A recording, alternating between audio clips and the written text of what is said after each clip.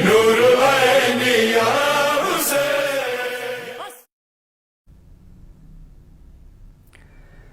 اعوذ باللہ من الشیطان الرجیم، بسم اللہ الرحمن الرحیم، وبہ نستعین وہو خیر ناصر و معین۔ ناظرین محترم، سب سے پہلے آپ تمام مومنین کی خدمت میں، علماء کی خدمت میں، مراجع عظام کی خدمت میں، بالخصوص رہبر معظم سید علی خامنائی کی خدمت میں، اور بالاخص منجی بشریت عالم قطب عالم امکان حضرت امام مہدی عجل اللہ تعالی فرجہ الشریف کی خدمت میں حلول ماہ محرم الحرام کی مناسبت سے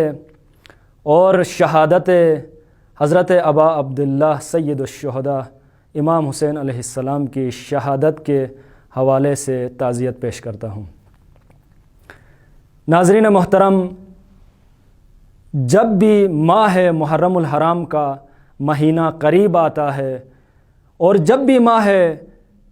محرم الحرام کا چاند طلوع کرتا ہے اور جب بھی مجالس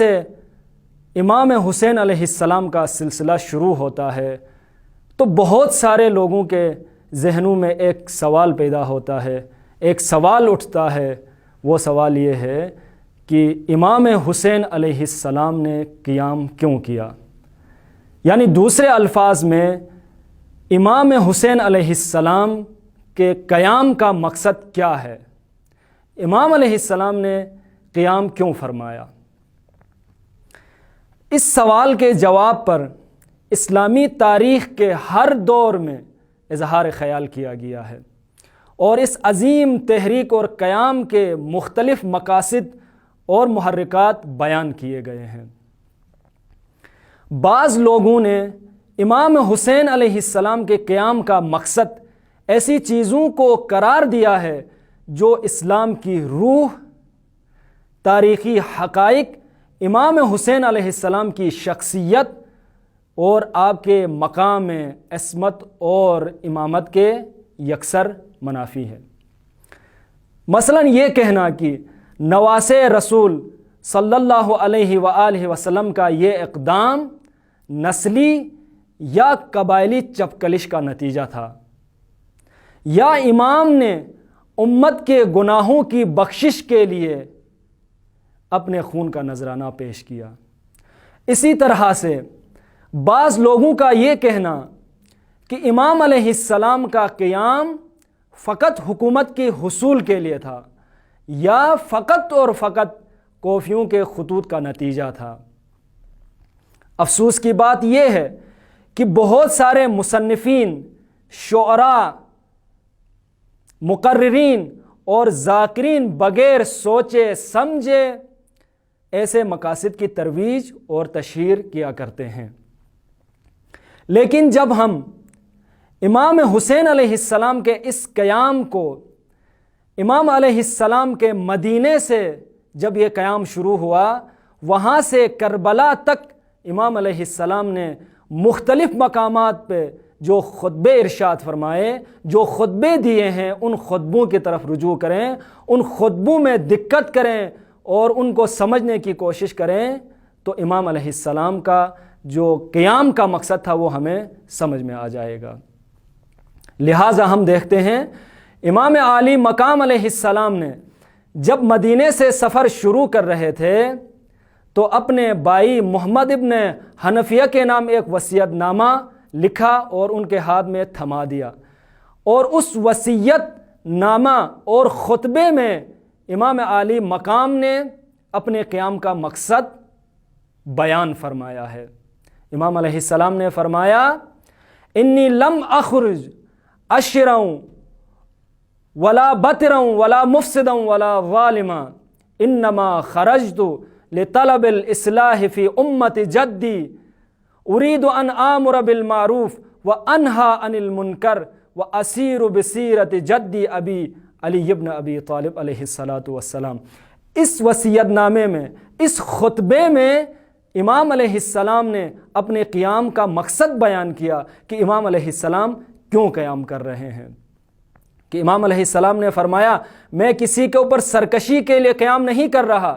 میں کسی کے اوپر ظلم و فساد برپا کرنے کے لیے، زمین کے اوپر فساد برپا کرنے کے لیے قیام نہیں کر رہا، بلکہ میں اپنے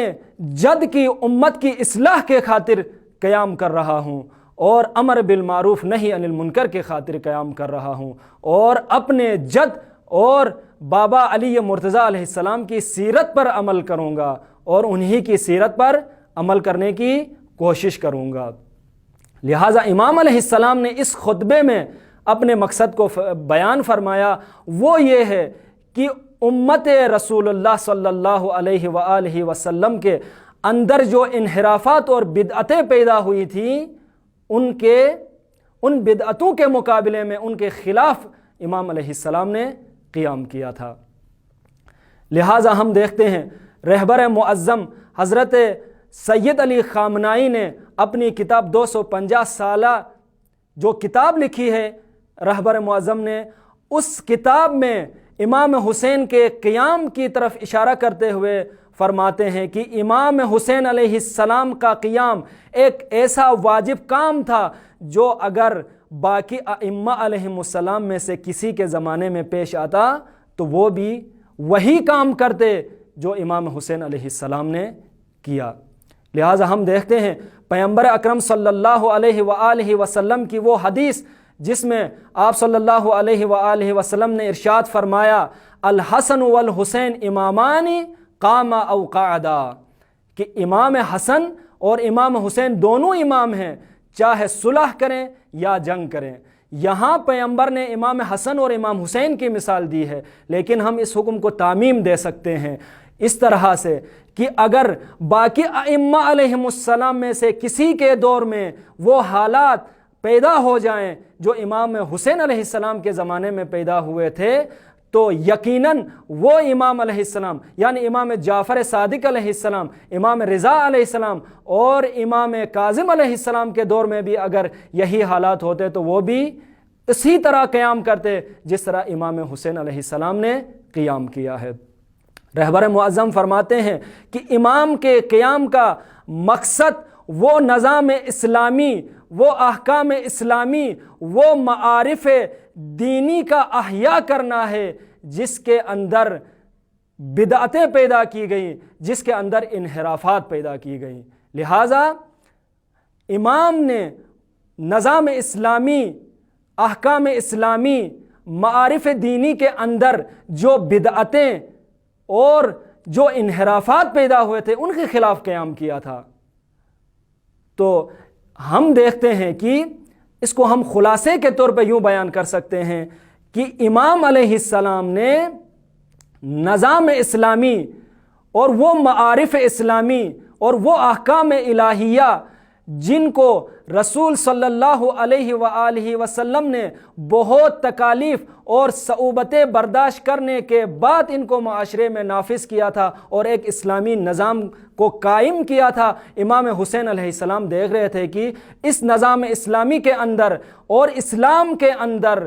اور معارف دینی کے اندر انحرافات اور بدعات ایجاد کی جا رہی تھی، لہٰذا امام علیہ السلام نے ان کے خلاف قیام کیا، اور اپنے خطبے میں جو محمد ابن حنفیہ کو وصیت نامے کے طور پہ دیا تھا اس میں امام علیہ السلام نے واضح طور پہ فرمایا انما خرجت لطلب الاصلاح فی امت جدی، کہ میں اپنے نانا کی امت کی اصلاح کے خاطر قیام کر رہا ہوں۔ پس ہم خلاصے کے طور پہ یہ کہہ سکتے ہیں کہ امام علیہ السلام کا قیام کا ہدف نہ فقط حکومت تھا، نہ فقط کوفیوں کے خطوط تھے، 18,000 تک کے خطوط لکھے گئے تھے، اور نہ امت کے گناہ بخشوانے کے لیے امام نے اپنے خون کا نذرانہ دیا، بلکہ امام کا قیام کا جو مقصد تھا وہ نظام اسلامی کو احیاء کرنا، احکام الہیہ کو احیاء کرنا اور احکام دینیہ کو زندہ کرنا تھا۔ تو یہ امام حسین علیہ السلام کا ہدف تھا قیام کا، اور لہٰذا ہمیں دقت کرنی چاہیے اور ہم امام علیہ السلام کے خطبات کو دقیق اور غور سے مطالعہ کریں تو یہ نتیجہ ہمیں اخذ ہوتا ہے، یہ نتیجہ ہم اخذ کر سکتے ہیں۔ آخر میں دعا کرتا ہوں کہ خداوند متعال ہمیں توفیق دے، ہم امام علیہ السلام کے خطبوں کو سمجھے اور لوگوں تک ان خطبوں کا، امام علیہ السلام کا پیغام پہنچا سکے۔ والسلام علیکم ورحمۃ اللہ وبرکاتہ۔